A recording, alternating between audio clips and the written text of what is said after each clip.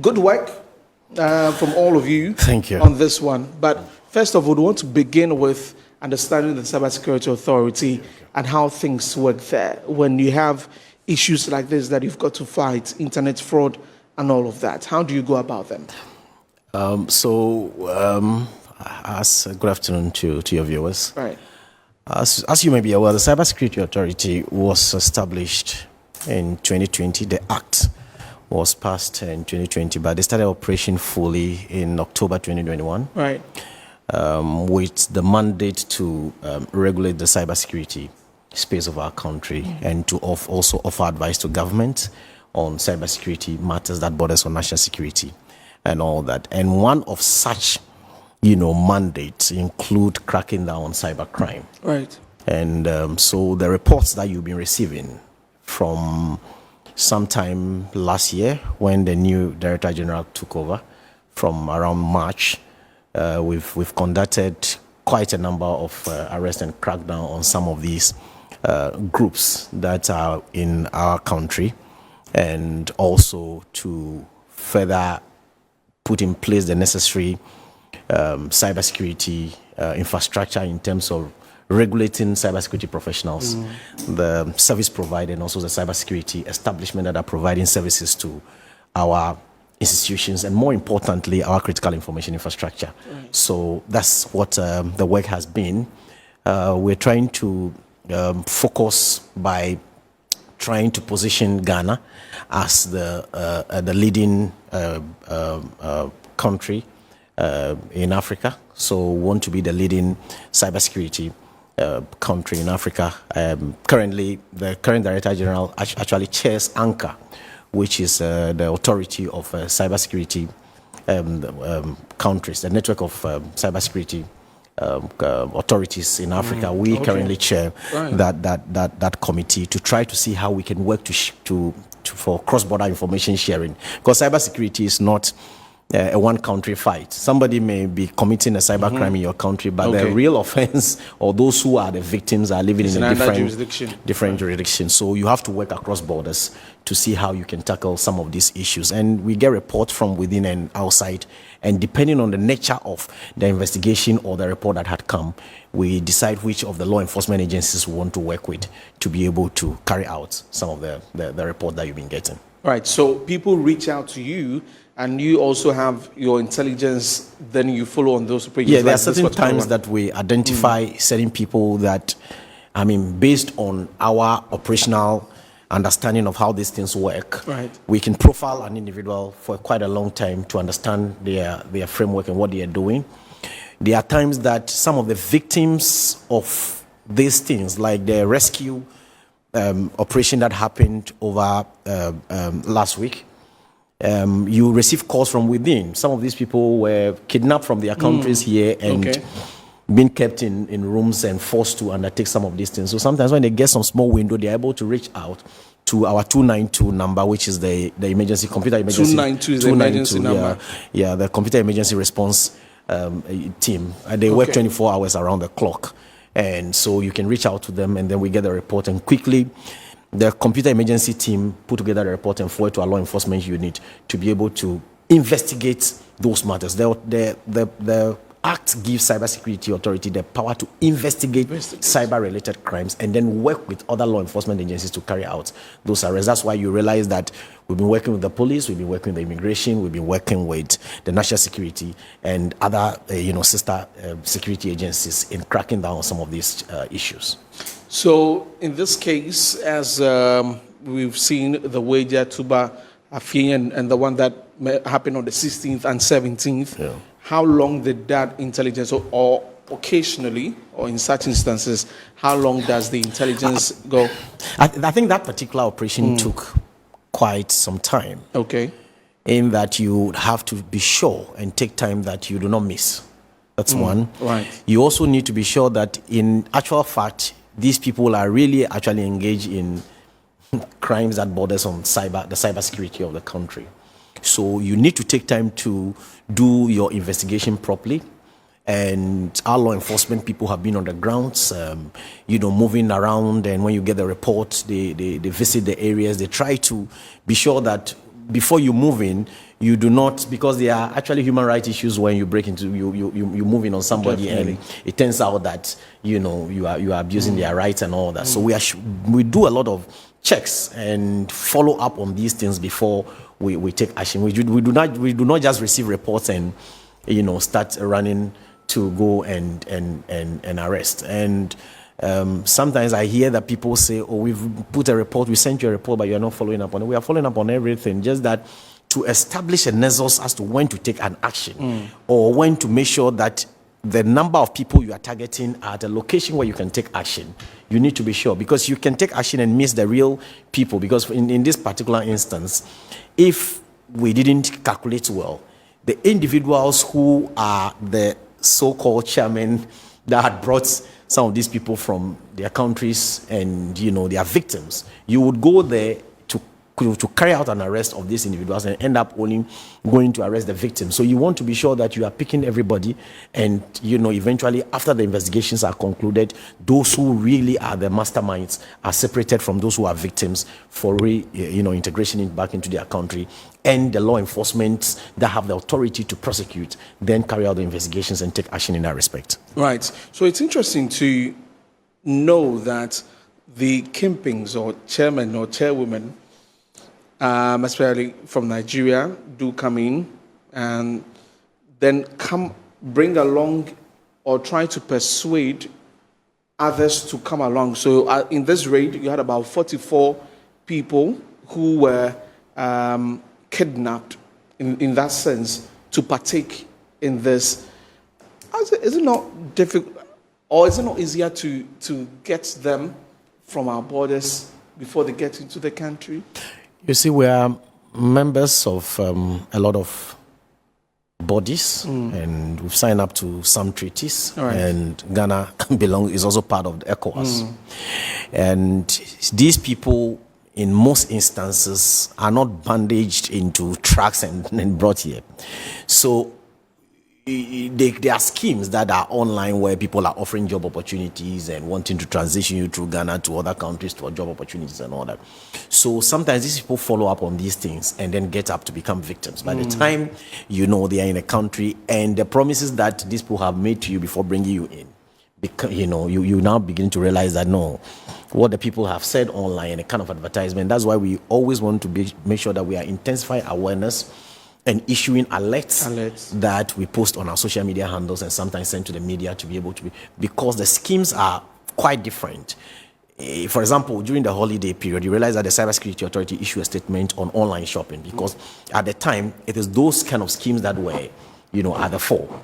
Then, when the holiday season is over, they change their game plan. So at every point in time, we are monitoring to see what is the new trend of reporting, what is the new trend of when our computer emergency people go online to do their own scouting and see, maybe, sometimes you see the deep fake videos that were popping up with faces of prominent people marketing drugs and all of this. It was a trend that developed at a point, and the Cybersecurity Authority, we receive report on them. We try to take down, we work with the platform owners who are partners to come in to see how we can even tackle this from its root cause, so that when you take down a deepfake video, you wake up in the next morning and 30 of those videos are up again, right?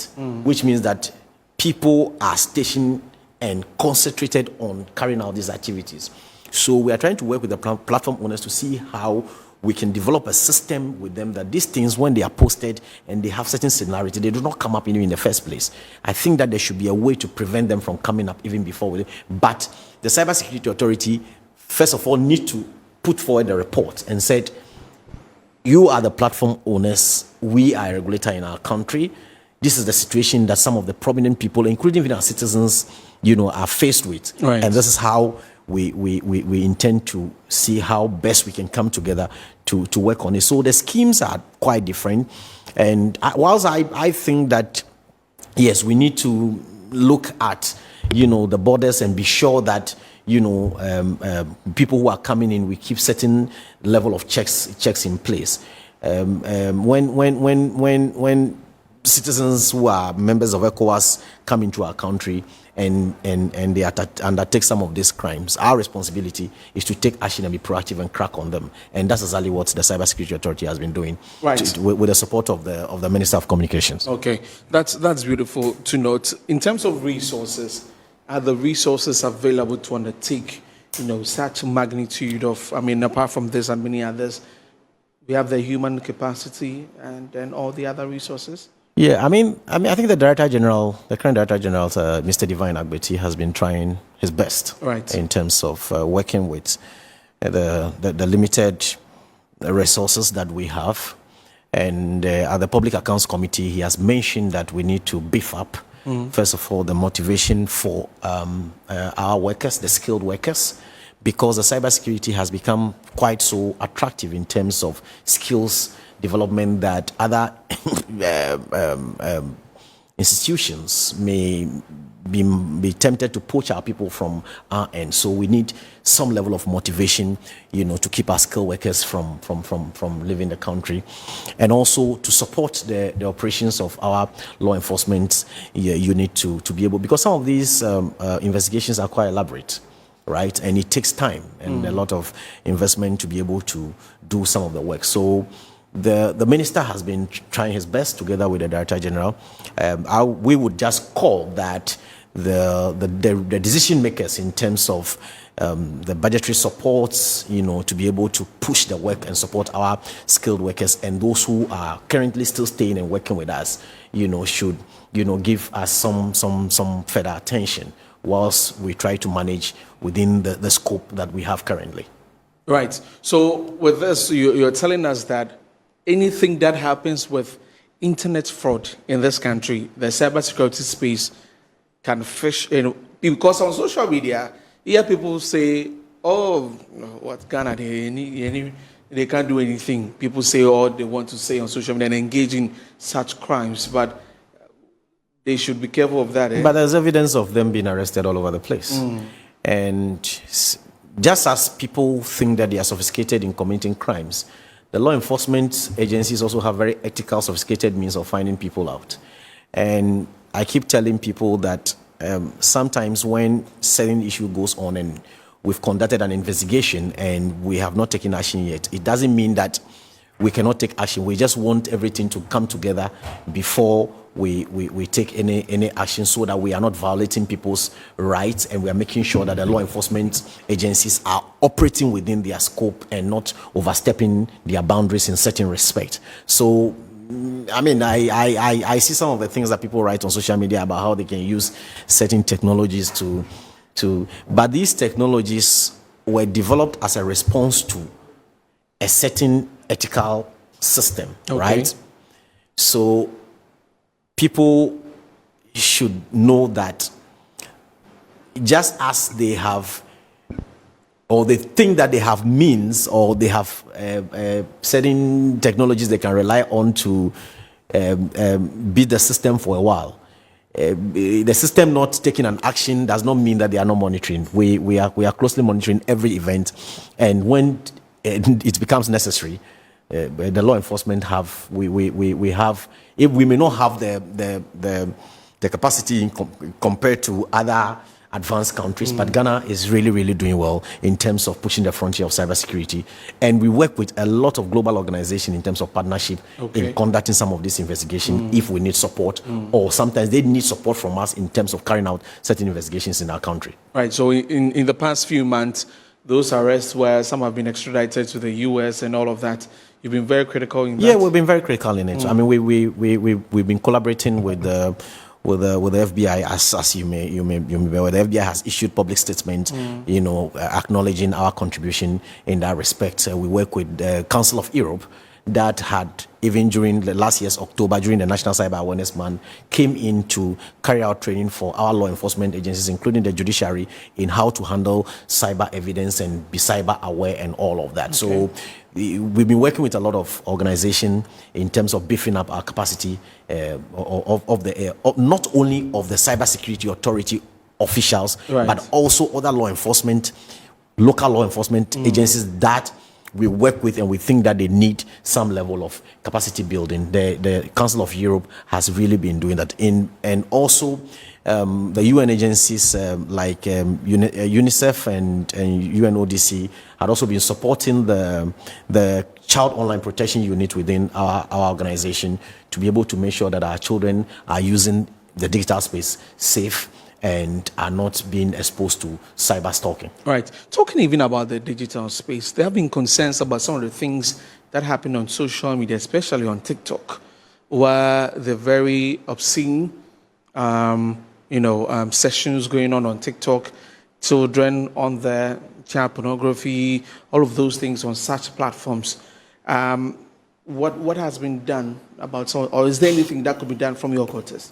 Yes, we work with TikTok, and we're in talk with them. Just before I even left the office, we received a report of some individual that is exposing a child to alcohol online, and that has been brought to the attention of our law enforcement units that are working closely, and the Child Online Protection that are working closely to see what we can do in terms of, first of all, take those accounts down and to look for those individuals that are behind those acts. So yes, the platform owners also have policy standards, right? So sometimes you may sit in your private place and think that on this particular thing, you don't think that it should be online.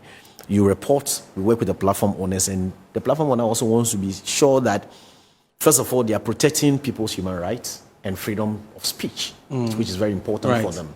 And also to make sure that they have certain standards that they also set, that we, to working with them, must be on the same page, to be sure that you are not going after people and taking their accounts down at your whims and your caprices. Rather, you are working to make sure that whilst people have freedom, because the main essence of creating those platforms is for people to be able to express themselves, to socialize and all of that.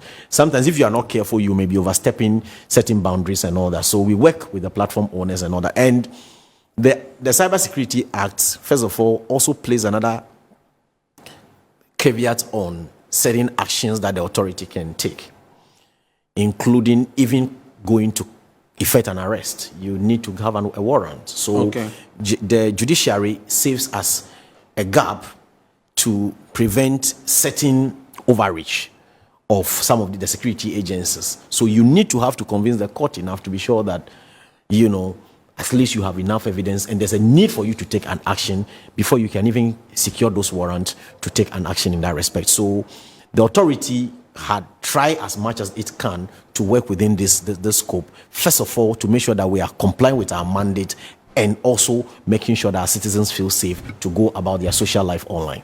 One of the things that also came up as fraud a lot was about food vendors and trying to order something and it goes to, then they take your money and all of that. I saw that last year, at the latter part of the year, some young men, about 5 of them, were arrested for such things.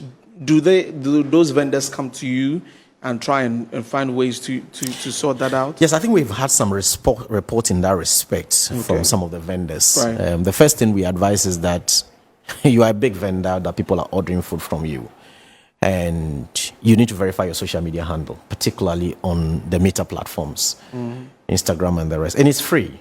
I hear that people say they have to pay for the verification on the Meta platform. Is free. I mean, the last meeting we had with some of their officers who work on the continent for them, it's free. So if you are paying any money for verifying your account on this platform, you are actually paying to a private person that has created a certain barrier to get your social media handles. So they should verify their social media handles and then use those social media handles to push their advertisement, because people, so that when you are even putting up a complaint and we receive a report and we want to ask that somebody has created similar accounts online trying to impersonate you as a vendor, the platform owner will want to know which of the handles is verified and credible enough to be able to take down those that are not credible. But if you also know you also have not verified, you are doing business, you've not verified the social media handle, and then those who have also impersonated you have also not. Then you may not. The platform owner may not even be sure which of the handles to take that. And sometimes the impersonators even have more followers than those people who are running. Wow. Yeah. So verification of their social media handle. There's a reason why that identity tag is very important for those running business online to be able to separate them from. We've got a few minutes to go. Romance scams. that's another one. Yeah. It's very difficult tackling that.